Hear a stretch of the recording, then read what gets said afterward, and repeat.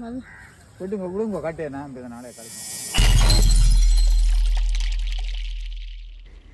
வணக்கம் ஃப்ரெண்ட்ஸ், எல்லோரும் எப்படி இருக்கிறீங்க?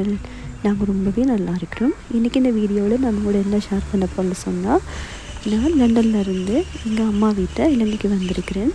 ஸோ இங்கே எங்களோட அம்மா காலையில் என்னென்ன வேலையெல்லாம் செய்கிறாங்க அப்படின்னு சொல்லி நான் அந்த வீடியோவில் உங்கள்கிட்ட ஷேர் பண்ண போகிறேன். மார்னிங் எழுந்தினோடனே பார்த்தீங்கன்னு சொன்னால் அந்த ஃப்ளவர்ஸ் எல்லாம் பார்த்துட்டு ராத்திரி நல்ல மழை பெஞ்சிருந்துச்சு. ரொம்பவே நல்லா இருந்துச்சு பார்க்குறதுக்கு. அதோட இந்த பூக்கணிகள் எல்லாமே நனைஞ்சி அந்த மழை துளிப்பட்டு அது பார்க்குறதுக்கே ரொம்ப அழகாக இருக்கும். அதோட மார்னிங் எழும்பினோடனே பார்த்தீங்கன்னு சொன்னால் எங்களோட வீட்டை 2 நாய்க்குட்டிகள் நிற்கணும். அம்மாட நாய்க்குட்டிகள். அப்போ அவங்களுக்கு எழும்பினோடனே மார்னிங் பிஸ்கட் எல்லாமே கொடுக்கணும். அப்போ தான் சாப்பிட்டு கொண்டு நிற்கணும்.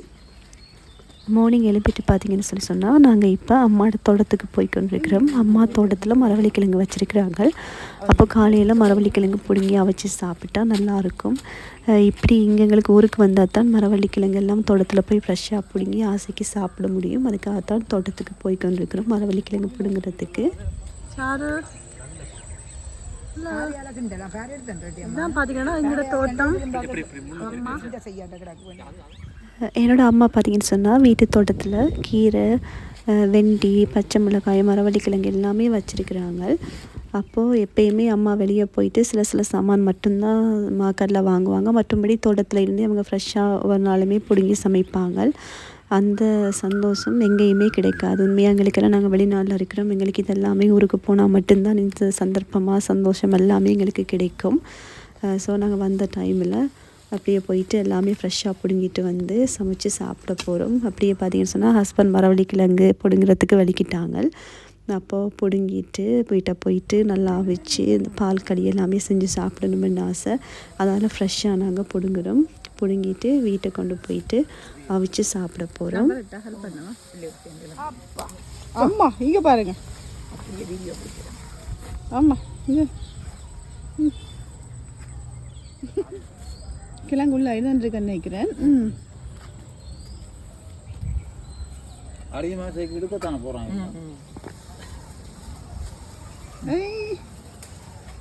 சின்ன கட்டம் பரவாயில்லை. இது பாருங்க, கிழங்கண்டா அந்த மாதிரி தான் உளுத்தம் களி தான் டேஸ்ட் நல்ல. விட்டுங்க விடுங்க காட்டேனா நாளே கழிச்சு போட்டு ஒரு கத்தி பாவரம் 2 கிடக்கு சின்னது. ஓ இந்த அங்காடி உண்டு, இன்னொன்று பேர் சங்க போகுது. இதுக்கு இல்லையா இதுக்கு நேராக இல்லை வெயிட் பண்ணுங்க. போ முன் வீட்டுக்கா இல்லை வேற வந்துட்டாங்க. இதோட கழிக்கும் விளக்கேதான் கழிக்கணும். அம்மா அந்த வேறு கழி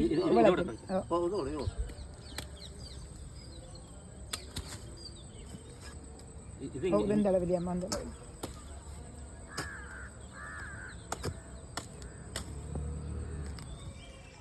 நாங்கள் எங்களோட தேவைக்கு மரவள்ளிக்கிழங்கெல்லாம் பிடிங்கிறதுக்கப்புறம் பார்த்திங்கன்னு சொன்னால் மிச்ச மரவள்ளி எல்லாத்தையுமே நாங்கள் சந்தைக்கு கொடுத்துருவோம்.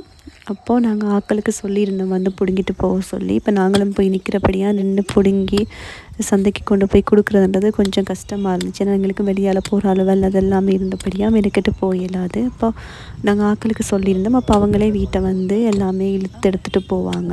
அப்போ அவங்க தான் வீட்டை வந்து மரவள்ளிக்கிழங்கு எல்லாமே பிடுங்கிட்டு கொண்டு போவாங்க சந்தைக்கு.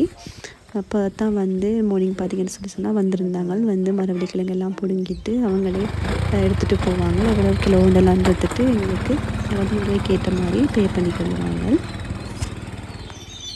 நாங்கள் தோட்டத்துலேருந்து வந்ததுக்கு பிறகு பார்த்திங்கன்னு சொன்னால் அம்மா வீட்டை ஆடுகள் எல்லாமே வச்சுருக்காங்க. அப்போ நாங்கள் ஆட்டில் பால் எடுத்து டீ போட்டு குடிக்க போகிறோம். அப்போது அதால் தான் இப்போ அம்மாவோட போயிட்டு ஆட்டுக்குட்டிகள் எல்லாத்தையும் பார்த்துட்டு பால் எடுத்துகிட்டு வரோம் அப்படின்னு சொல்லி போயிருக்கிறோம். கோவக்கார சின்னம்மா மாட்டுக்கார சின்னம்மா. நாங்கள் வெளிநாட்டில் இருக்கிறபடியாக இப்படியான சந்தர்ப்பங்களுக்கு எப்பயுமே கிடைக்காது. ஊரில் வர்ற போது மட்டும்தான் எங்களால் இப்படி சந்தோஷமாக இது எல்லாத்தையுமே என்ஜாய் பண்ண முடியும். எத்தனை ஃப்ரெண்ட்ஸ் சொல்லுங்கள், இது எல்லாத்தையுமே ரொம்ப மிஸ் பண்ணுவீங்க அப்படின்னு சொல்லி எங்கள் அம்மாலாம் கதைக்கும் போது சொல்கிற போது ஆசையாக இருக்கும் மறுபடியும் ஊர்லேயே போய் இருந்துடணும் அப்படின்னு சொல்லி என்ன சொன்னால் அப்படித்தான் இருக்கும். ஏன்னா இங்கே எல்லாத்தையுமே நாங்கள் மிஸ் பண்ணுறோம். எங்கே மெஷின் மாதிரி ஓடிட்டே இருக்கிறோம். ஊருக்கு போனால் தான் அந்த சந்தோஷம் எல்லாமே இருக்கும். அந்த ஊருக்கு போகிறோம்னு சொன்னோன்னா அதை நாளை எண்ணி எண்ணி பார்த்து கொண்டிருக்கிறதே ஒரு பெரிய விஷயம். எத்தனை ஃப்ரெண்ட்ஸ் அப்படி இருக்கிறீங்கன்னு சொல்லுங்கள். அம்மா பாலெல்லாம் கறந்து முடிஞ்சிருச்சு. இனி வீட்டை போயிட்டு டீ போட்டு குடிக்க வேண்டியது தான்.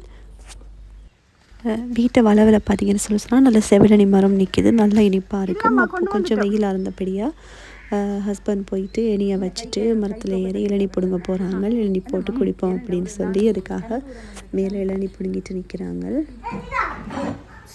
அம்மா பார்த்தீங்கன்னு சொன்னால் எலி மார்னிங்கே மார்க்கெட்டுக்கெல்லாம் போயிட்டு இறால் மீன் திருக்க மீன் எல்லாமே வேண்டிட்டு வந்துட்டாங்க சமைக்கிறதுக்காக. ஏன்னா நாங்கள் போய் நிற்கிறபடியாக ஒரு நாளுமே ஸ்பெஷலாக தான் என்னாலும் செஞ்சுட்டு இருப்பாங்க. இப்போ மீன் எல்லாம் க்ளீன் பண்ணிட்டு சமைக்க போகிறாங்க. கொஞ்சம் உடைக்க போகிறாங்க போகிறேன். சரி அம்மா. அதாவது வாழை உடைச்சிடுவோம். சரி நல்லா உடைக்கிறதுக்கு போது நல்லா தண்ணி விட்டு அப்படி போட்டு இப்போ வாடியை பக்கத்தில் வச்சுட்டு இதை நம்ம எடுத்துக்கொண்டு அம்மா பார்த்திங்கன்னா லஞ்சுக்கு செம்மையாக சமைச்சிருந்தாங்க. சிவப்பு அரிசி சோறு, நண்டு சொதி, மீன் குழம்பு, இறால் பொரியல், முட்டை, கீரை, அதுவும் தோட்டத்துலேருந்து பிடிங்கின கீரை, கத்தரிக்காய் பால் கறின்னு சொல்லி அந்த மாதிரி சமைச்சிருந்தாங்க. செம்மையாக இருந்துச்சு.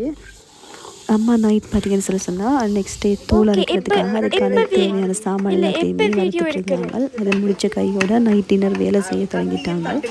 நைட் டின்னருக்கு தேங்காய் பொருட்டி செய்வோம் அப்படின்னு சொன்னாங்க. அந்த அதுவும் வெளியால் வச்சு செய்வோம். விறகு அடுப்பில் செய்கிறது உண்மையாகவே நல்லா இருக்கும். இப்போ மோஸ்ட்லி யாருமே விறகு அடுப்பில் இல்லை, எல்லாருமே கேஸ் அடுப்பில் தான் சமைக்கிறது. அதுவும் அந்த வெளியால் இருந்து அந்த வெளிச்சத்தில் வெளியே அடுப்பு, அதுவும் விறகு அடுப்பு மூட்டி ரொட்டி சுட்டு சாப்பிட்றதுன்றது உண்மையாகவே வேறு லெவலில் இருந்துச்சு. அதுவும் எல்லாருமே சொந்தக்காரங்க எல்லாருமே ஒன்றா சேர்ந்து வெளியால் இருந்து கதை பேசிட்டு சாப்பிட்றது உண்மையாக வார்த்தைகளால் உண்மையாக சொல்லவே முடியாது.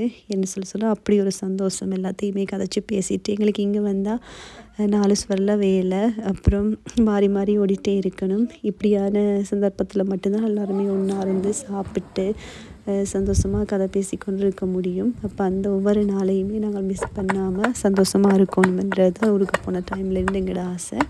அதுக்கேற்ற மாதிரி நைட்டுக்கு பார்த்திங்கன்னு சொன்னால் அம்மா வெளியே இருந்து ரொட்டி எல்லாமே சுட்டுட்டு இருந்தாங்க. அப்போ எல்லாருமே கதைச்சி வெளியால் இருந்தே சாப்பிட்டுட்டு இருந்தோம். என்னோட ஒரு நாள் பொழுது எங்களோட அம்மாவோட எப்படி போச்சுன்றதை நான் கூட ஷேர் பண்ணியிருந்தேன். நான் ஷேர் பண்ணுற வீடியோ உங்கள் எல்லாருக்குமே ரொம்ப பிடிச்சிருக்குமென்னு சொல்லி நினைக்கிறேன் ஃப்ரெண்ட்ஸ். உங்களுக்கு இந்த வீடியோ ரொம்ப ரொம்ப பிடிச்சிருந்தா லைக் பண்ணுங்கள், ஷேர் பண்ணுங்கள், கமெண்ட் பண்ணுங்கள். மறக்காமல் யூகே தமிழ் ஃப்ரெண்ட் சேனல் ரொம்ப பிடிச்சிருந்தா உங்களோட ஃப்ரெண்ட்ஸுக்கும் ஷேர் பண்ணி சப்ஸ்கிரைப் பண்ண மறந்துடாதீங்க ஃப்ரெண்ட்ஸ். தேங்க்யூ ஃபார் வாட்சிங். See you in the interesting video. Bye bye.